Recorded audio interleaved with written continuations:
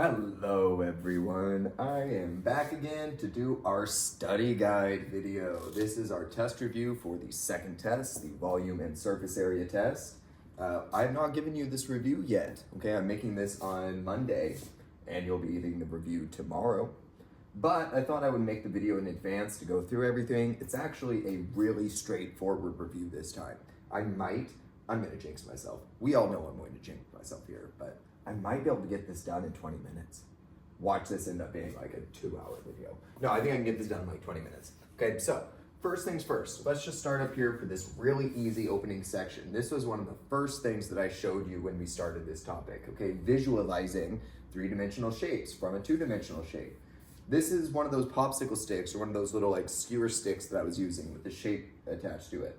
Okay, we have a circle, a two-dimensional circle on a stick. Now, as I twirl that stick, as I make that stick go around, we're thinking about it as if this circle was leaving a trail of ink, right? It was leaving a trail of ink behind as it went around at every single one of the infinite points within the circle, right? So every part of this circle is gonna leave a trace of ink as it goes around, and that ink will make a three-dimensional shape total.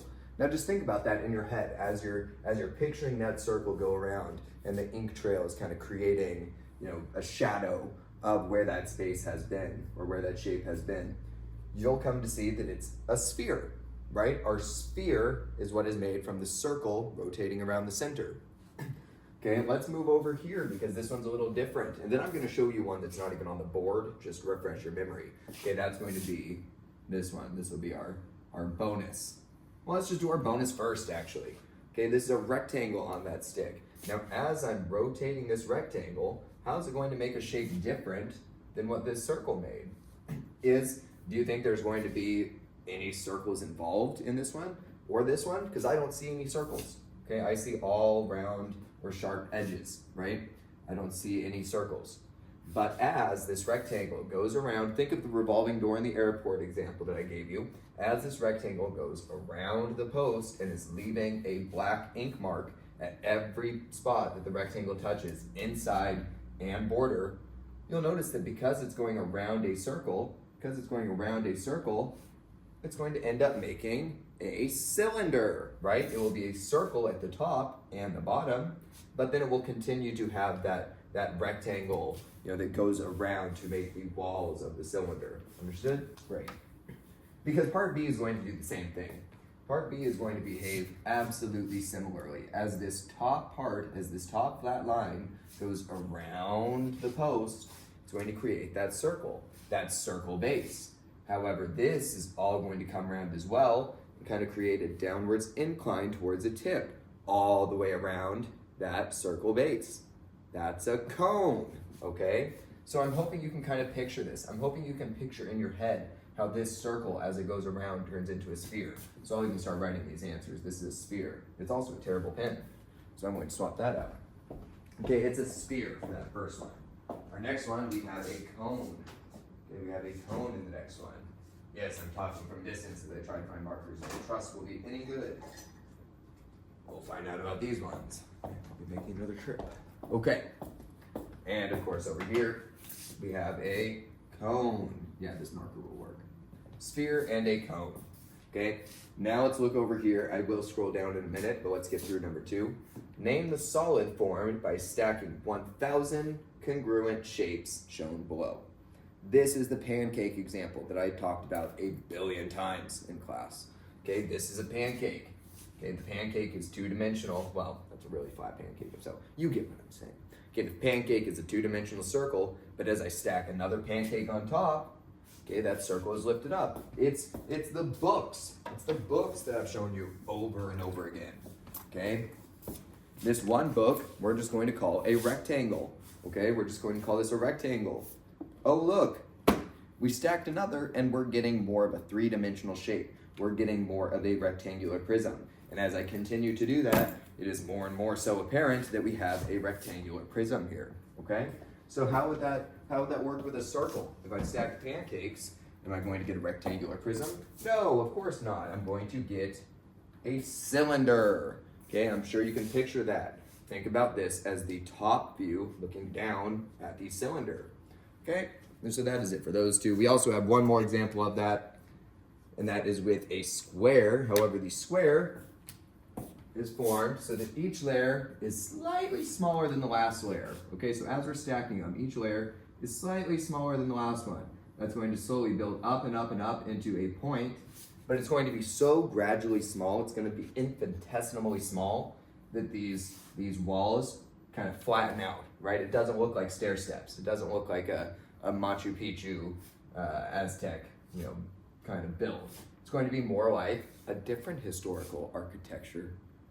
A pyramid, yes, because the walls are going to be more flattened, okay? So this is going to end up creating a pyramid where there's a point of this atomically small pancake at the top, okay? And then all of these other rectangles are getting closer and closer to that size, okay, as it gets infinitely smaller. All right, that is going to make us a pyramid. That is it for the kind of head stuff, right? That's it for that stuff that is very cerebral. Now we're going to get more mathematical, okay? We're going to start calculating these things. I am absolutely on track to making this a 20-minute video. Still likely to have jinxed it there. Okay, so we're going to calculate the volume of all of these solids. Now this is something that I covered in the volume video, so if you're struggling to understand what I'm saying going through this, go back a video and watch the volume one. Same applies to surface area when we get to that on the last page. Okay, so let's calculate the volume of each of these. I'm hoping you remember the basic, just fundamental volume formula for any prism or cylinder. Okay, the base fundamental, this also applies to cones and pyramids, just with the 1/3 in front. But the volume is the capital B base area, capital B base area, times the height. Okay, now this is different from, as I say all the time, this height is different from the height that might be involved in your base area. Like if you have a triangle as your base, it's 1/2 base times height. That height is different from the height that I typically call, this is what we use, but I typically call the height the depth, okay? So even though this is an H for height, this is what I really consider the depth of the shape, okay? Now let's apply this into this rectangle here, right? Do we have the height or the depth of this rectangular prism? Yeah, we do, okay? You can see that this is how tall the prism is. This is the depth between the two rectangular bases. Base here, this is the depth or the height between them, okay? So H, sure, we got that, that's easy. Okay, but capital B, we're almost never going to be given a capital B. That's something that we're going to have to break down and solve ourselves. Let's take this down here, okay? Let's take this down here. What is the base area of a rectangle? Well, it's one of the more straightforward ones. It's just the length times the width. Okay, the base area is the length times the width. Okay, well, you'll notice something. I keep calling this a rectangular prism. That's actually not what this is, and I just noticed that. This is a square prism because the length and the width are the same thing. So I could also write this, because the length and the width are the same thing, I could call them both, let's say, width. Let's call them both width. This is width and this is width because they're the same thing. So we could even make our capital B, our base area, width squared, because that's width times width. Let's use that one because I like that one more. It's prettier to me, okay? Let's put all this together. Let's rewrite the equation over here as the volume of this square prism, okay, equals the base area, which is W squared. Okay, we inferred that the base area is W squared, and the height we already determined. I'm going to write times height, but the height we already determined was 3. Okay, so now we're just going to plug things in. Let's just plug things in. The volume equals the width squared, 8 squared, times 3, which is our height. 8 times 8 fell on the floor, you picked them up, and there was 64. So volume is 64 times 3. Finally, we can put that all together to get our answer, our final volume of 64, 128, 192. 192 centimeters. Ready for this? I'm hoping this is already in your head. We're doing volume, so it's centimeters cubed. We use 3 dimensions at once in one equation to solve this. Okay, we didn't add together multiple uses of 2 dimensions. We used all 3 in this equation, so it's 3-dimensional. Okay, cute. That's it for that one. That's our answer. Great, delightful. Let's move over here to our cylinder, okay? Now, something I noticed right off the bat is we're never going to use diameter. Diameter is not going to be applied to any of our equations that we use. We use radius. Radius is half of the diameter. Radius is half of the distance across the circle. Okay, if our diameter here is 4, our radius, which is what we want, is 2. Okay, now let's think about the depth or the height between the 2 bases. Here's a base, and in the back there's a base. So this must be that height or that distance between the 2 bases. Now cylinders and prisms, and to an extent cones and pyramids, they all have the same base formula. They all have the formula of volume equals base area times height. Asterisk. I tried to make an asterisk for my hands, it didn't work. Asterisk. It is the same base formula for cones and cylinders, but these two just have that 1/3 in front, okay? Because it's 1/3 base times height. Back to the cylinder, where it is just base times height. Base area times height. Well, what could base, do we know the height? Yes, we do, it's 15, right? We can see that, that's the height between the 2 bases. Well, now we need to find out what capital B is. What is the base? It's a circle. So I need to find the area of a circle. The area of a circle, okay, the area of a circle is, wow, I can't believe that took me a second, pi r squared. Okay, it's pi r squared. So if we take the area of a circle, or the base area, I should call that the base area. I don't know why you would say. The base area of a circle is pi r squared. Let's fill this. Let's no longer use b, let's use this. Okay, and let's rewrite it. V equals not b anymore, because we know what we want b to be, pun intended, pi r squared. And then we need to multiply it by that height, so times h. Now let's see if we have all the information that we need. We need to know the radius, and we need to know the height between the 2 bases. We know the height between the 2 bases, and we know the radius. So let's plug it in, okay? We have the volume equals 2 squared times pi, I don't know why I wrote m, times pi times 15. Okay, 2 squared is 4, so we have the volume equals 4 pi times 15. And finally, 4 times 15 is 60. So we have the volume of this cylinder is 60 pi. Notice I am leaving pi in the answer. That is what I want. I do not, it says, oh yeah, it does say you may leave it in terms of pi. I don't want the decimal. You know how I feel about the decimals. I have an unnecessary dislike to decimals, okay? So 60 pi meters, again, 3 dimensions. That actually does seem off, right? Because we're only using 2 dimensions, but circles are squared, so that's where that third piece comes from, okay? So it is still meters cubed in this one. All right, triangle, pyramid. Pyramid, it's the same thing. It's the same thing, okay? But we need to know 1/3 of the base times height. That's where it's different. That's the only difference. We're going to treat it the same way, except we're just taking 1/3 of that answer we would have gotten if this were a fully fleshed out prism, okay? Same with over here. We are taking 1/3 of the volume as if it were a fully fleshed out cylinder. All right, so again, let's think about the height, okay? What is the height from the base to the tip of the pyramid? That is not this. This 5 is useful. That 5 is very useful if we wanted surface area, okay? But we don't need that for volume. What we need for volume is this height, okay? This 4. That is our height h right here, 4. Okay, then we need to find the base area. Well, let's start by looking at what kind of shape the base is, because you could have a pyramid with a triangular base. Okay, you could absolutely have that. Everything about that would get a little different, so let's just not think that exists. We have a square base, which is what this is meant for, okay? Or a rectangle base, or any sort of base that is a prism style base.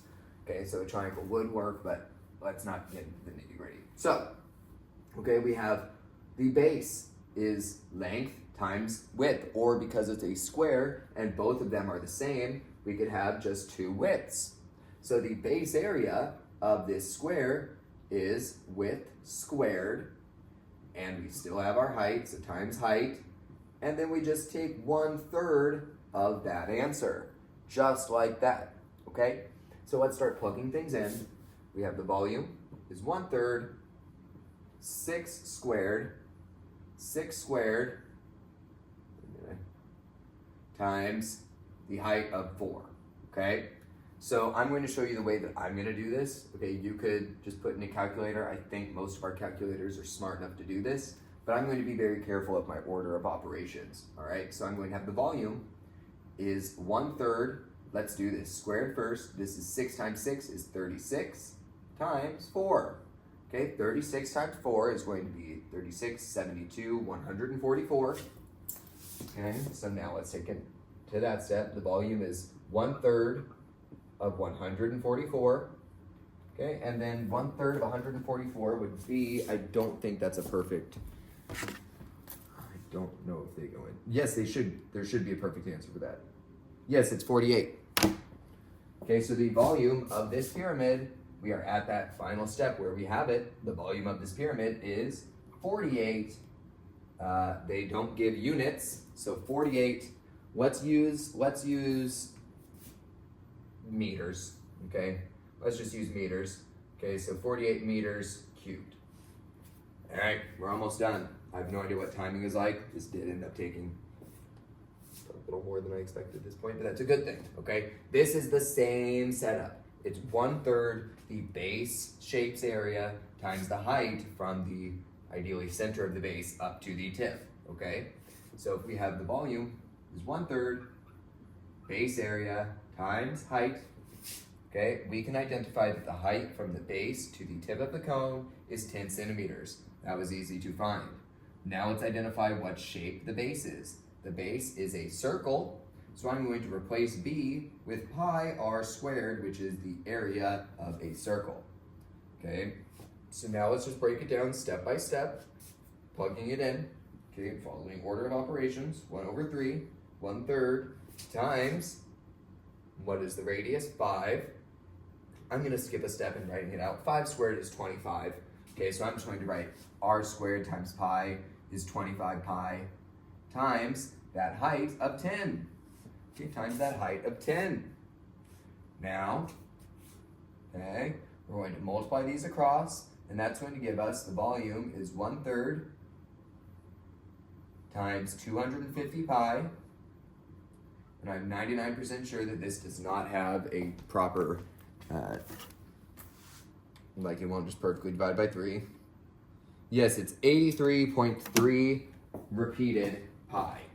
So our final answer for this one is going to be 88.33 repeated pi centimeters cubed, because we're still in volume, all right?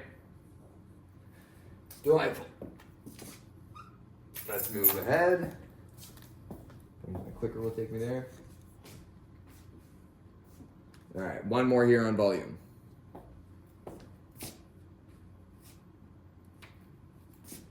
I don't feel bad erasing this again because you can pause.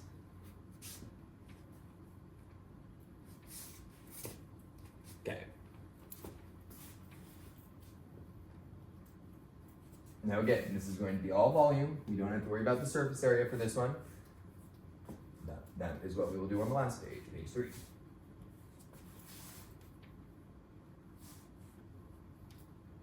Okay.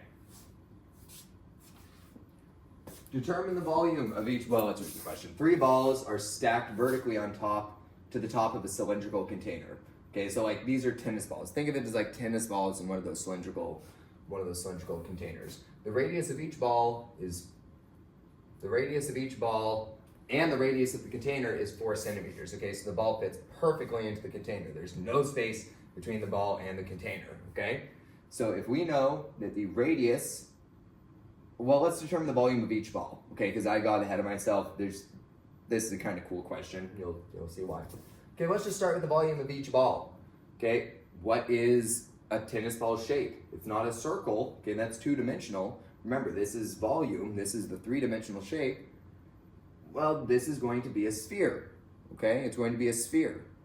I don't really want to, think of that circle spinning on the stick, okay? Well, the volume of a sphere is one of the more unique equations, okay? This is not the same as the cylinders, etc. It's close, but it's not the same. The volume of a sphere is 4 pi r cubed over 3, okay? It's 4 pi r cubed over 3. Now I want to emphasize, because I feel like this is something that might confuse people, this over 3 has nothing to do with there being 3 balls. This 4 has nothing to do with the radius being 4. That is completely coincidental. This is the formula you will use for every sphere, every time, okay? So this sphere, all we need, are you noticing? All that we need is one variable. Everything else is a number or a constant like pi. Okay, the only variable that we have is r. So for each ball, we just need one thing. We need the radius. Do we have the radius? Yes, we do. We do. It's 4. Okay, the radius for each ball is 4. Okay, and each one is the exact same. Okay, so I don't need to solve this 3 times. I just need to solve it once, and I don't even need to solve for 3 or multiply by 3, okay, because it just says one ball. So look at how quick we're going to be done. 4 times pi times, well, the radius is 4, so 4 to the 3rd power, okay, that's 4 times 4 times 4. 4 times 4 is 16. 16 times 4 is 64. Okay, so we are going to have over 3. We're going to have 4 pi times 64 over 3. 64 times 4 is going to be 128, 256. Okay, so we will have 256 pi over 3. Again, this one will not divide perfectly. Okay. Wait. It might. No, it does not. I lied. Okay, so the volume of each ball. The volume of each ball, when you simplify this, is 85.33 repeated pi centimeters cubed. Okay, because it is volume. This is the volume of each individual ball in that cylinder. Okay, next, and this is the trickier one. Okay, this is the trickier one. Determine the volume of the cylindrical container.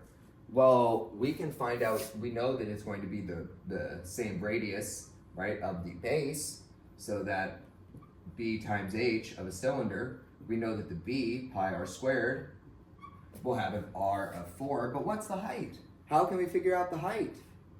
This is where I thought this question is pretty cool. Check this out.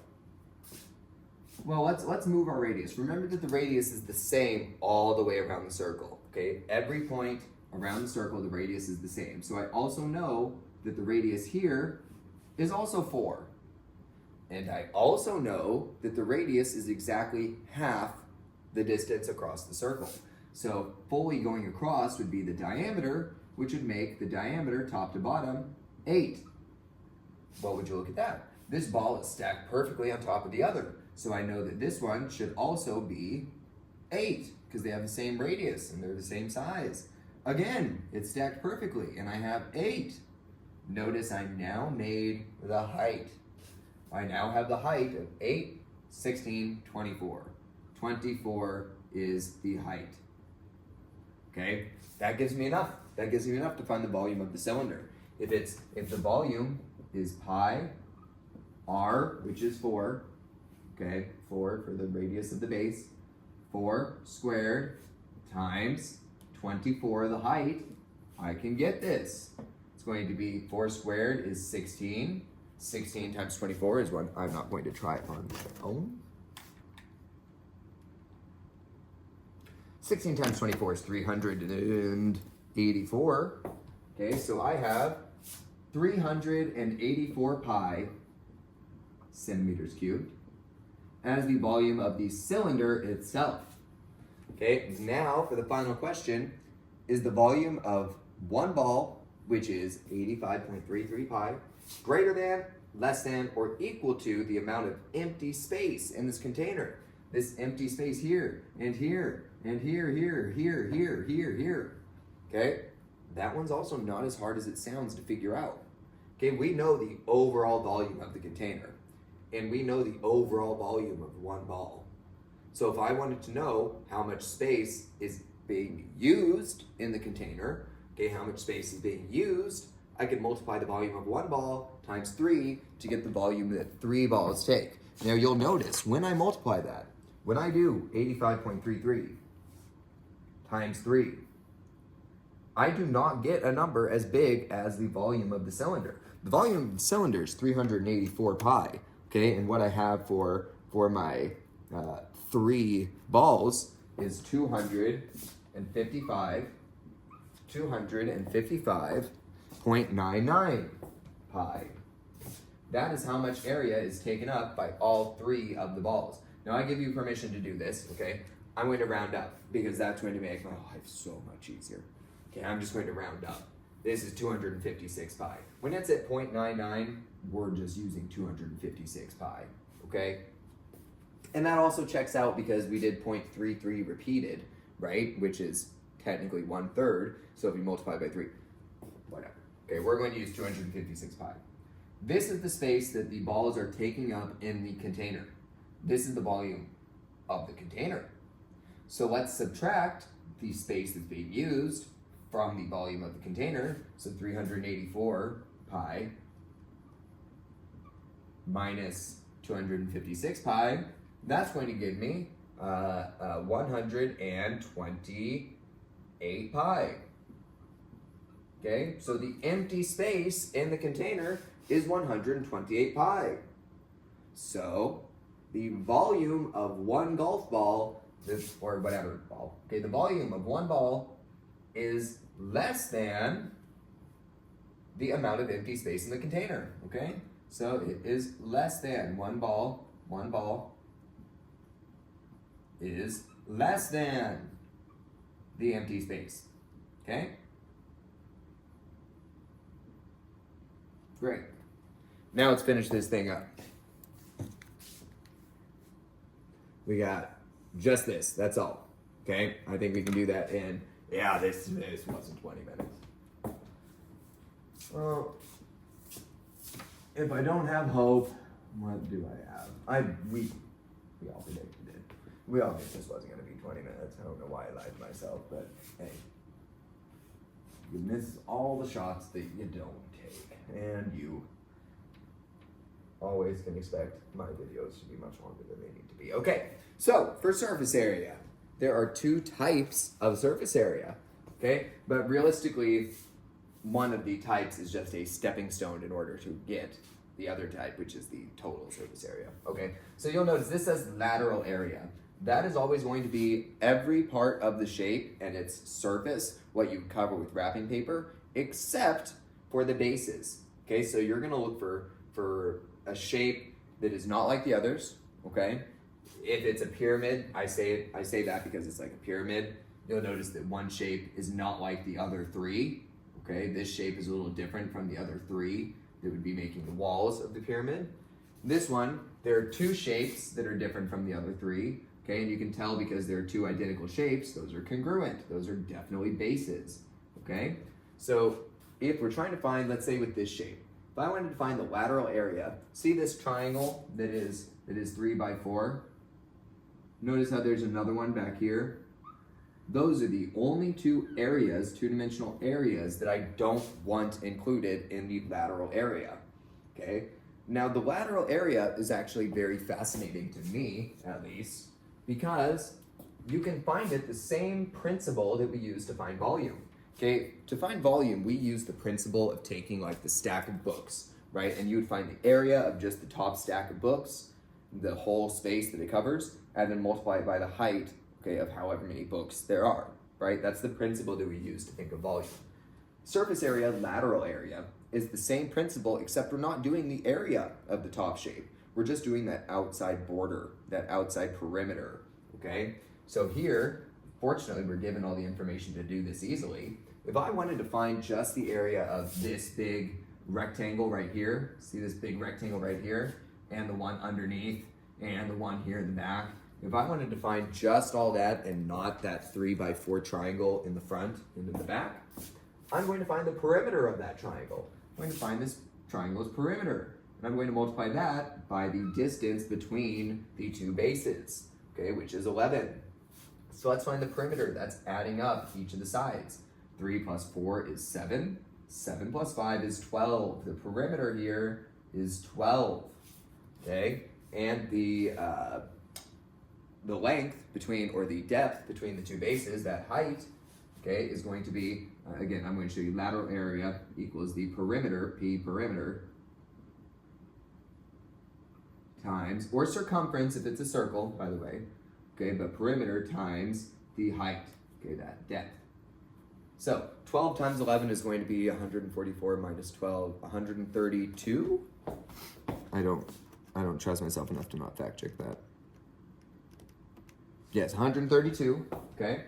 So the perimeter of 12 times the height, the perimeter of 12 times the height of 11 gives me 132 as my lateral area.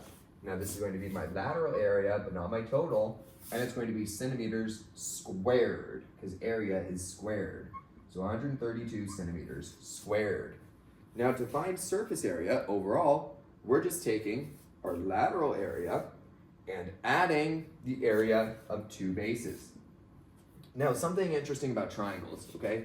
If the area of a triangle is 1/2 small b times h, okay? If we needed two of those same triangles, I can multiply the equation by 2. You'll notice that when I do that, these cancel, okay? So if I'm multiplying, if I need two triangles, I can kind of streamline past the 1/2 base times height step. I can just do base times height. The base is 4, as you can see. The height is 3. Even if you twisted it so that this was your base and this was your height, you get the same answer, okay? So it doesn't matter either way. Base times height, 4 times 3. 4 times 3 is 12. So our area of the two triangular bases is 12 centimeters squared. Okay, that is not the total surface area. That is just the two bases. When I add the 12 centimeters squared to the 132 centimeters squared, making up the lateral area, I get my final answer of a surface area of 144 centimeters squared. Okay, so those would be our two answers. Great. Now, pyramids are a little more difficult, but also not necessarily. With pyramids, we're not going to use a base formula.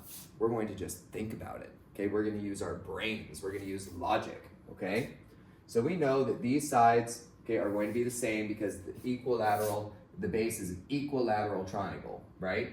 We can see that that's very strange because it doesn't look like it, but they're telling us it is, so it must be. Okay, this back line, this one is 8, this is 8, and this is 8. Okay, so each of these walls of the pyramid, this triangle here, the one that we can't see in the back, and this one here, they all have a base of 8. They also have the same height. Okay, of 10. All right, each of those triangles. Now notice that that is the slant height, but does that really matter? Because the whole triangle is slanted. Like this is just a two-dimensional triangle, okay? It doesn't matter how, we lay it against things. That height is always going to be 10. If I picked it up by the tip and pulled it, forward, the height's still going to be 10. Okay, so we don't need the Pythagorean theorem, any of that, right? You'll also notice that this looks off. It is hard to understand, but this is definitely a 90-degree angle that has been kind of thrown off because for the base, we have a base of 8, and then this is going to be that height up to the tip. That's very hard to visualize here. That's what I'm telling you, but we'll get there in a minute, okay? So we have this wall has a base of 8 and a height of 10. Now, how many of these do I have? I have 1, 2, and 1 in the back that we can't see. Okay, so I have three sides that are all going to be the equation 1/2 base times height. And now I know my base and my height. So let's rewrite this, plugging things in. Okay, base times height, 8 times 10 is 80. Okay, base times height, 80. 1/2 of 80 is 40. Okay, so I have 3 times 40. That's going to give me my total lateral area. Notice I just started with one triangle and I multiplied it by 3 to be all 3.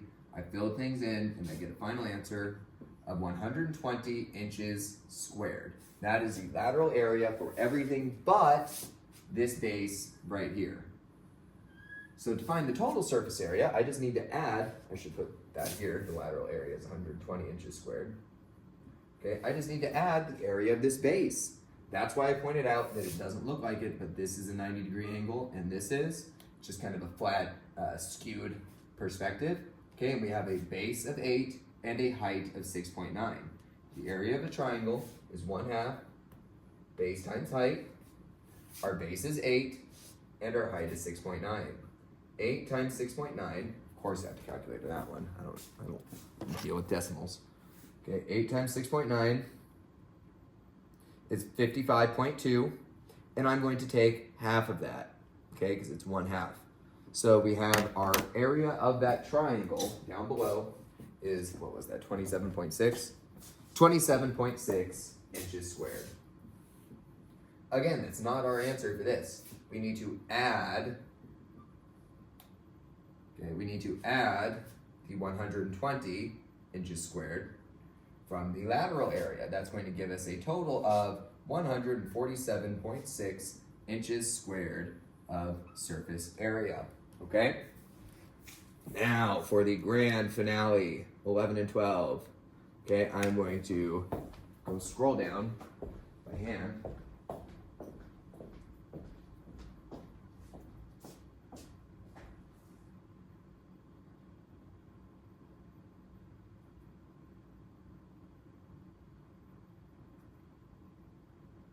Okay, now you're going to notice something on these last two. Okay, you're going to notice that one, the sphere is not asking you for the lateral area and the surface area. It's only asking you for the surface area. That's because the lateral area is everything that does not include the bases. Where are the bases on a sphere? Yeah, there are none. Okay, a sphere does not have bases. So the total surface area is the same as the lateral surface area. There is no difference between them. Okay, so if you were to find the lateral surface area, you're finding the whole surface area. Now the equation for that one is not bad. It's actually one of my favorites. It's quite straightforward. Okay, the formula for the surface area of a sphere, and notice the radius is 7 inches, it tells us. Okay, the surface area of a sphere, this one's gonna be quick, finally. 4 pi r squared, and that is it. Okay, 4 pi r squared. We are going to just blast right through this one. Okay, 4 pi, r is 7 squared. 7 squared is 49. So we have 49 pi times 4. Okay, I'm going to try to do this in my head. Okay, 98 times 2 is going to be 196. Okay, so we have 196 pi as our surface area. And that is in inches squared. Notice that one was very straightforward. It was one equation, okay, that you will be given.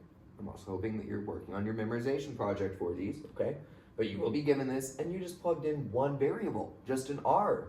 It was that easy, okay? If 49 times 4 is not 196, this still leads to the right answer, but I maybe messed it up in my head, okay? Finally, we are on a composite shape. Okay, a composite shape means that we need to do two distinct surface areas.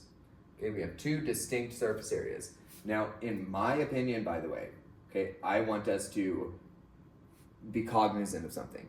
I want to treat this as wrapping paper, right? So is there anything that catches your eye that we might need to do differently? I'm going to give you a minute to maybe pause the video and think, okay?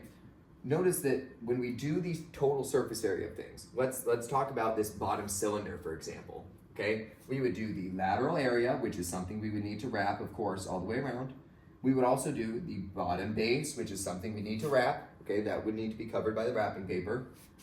But this This is a base, but it's not something that is a surface. This is not a surface. Okay, it's not something we would wrap with wrapping paper. So we don't need to include that one on either shape. Okay, so let's break that down further. Let's start with the cone itself. Okay, you will see the cone. I have this formula available for you. The surface area laterally, the lateral surface area of a cone, okay, of a cone, that looks like an A, but it's supposed to be a little picture of a cone. Okay, the lateral area of a cone is just pi times r times the slant length. Okay, the slant length, or S. I interchangeably use those. Okay, so this is that slant length. It's the length of the slant. Okay, do we have a radius? Yes, we have a radius of 5. So we can find that lateral area. I would then need to add the area of a circle. Okay, the base. Hold up.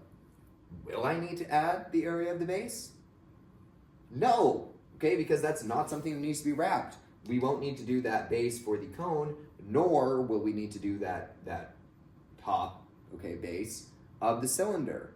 Okay, so we just need the lateral area of the cone, and we just need the lateral area plus 1 base for the cylinder, okay? So let's just finish up getting our lateral area of the cone.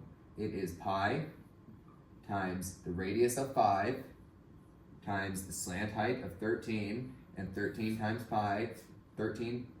5 is 65.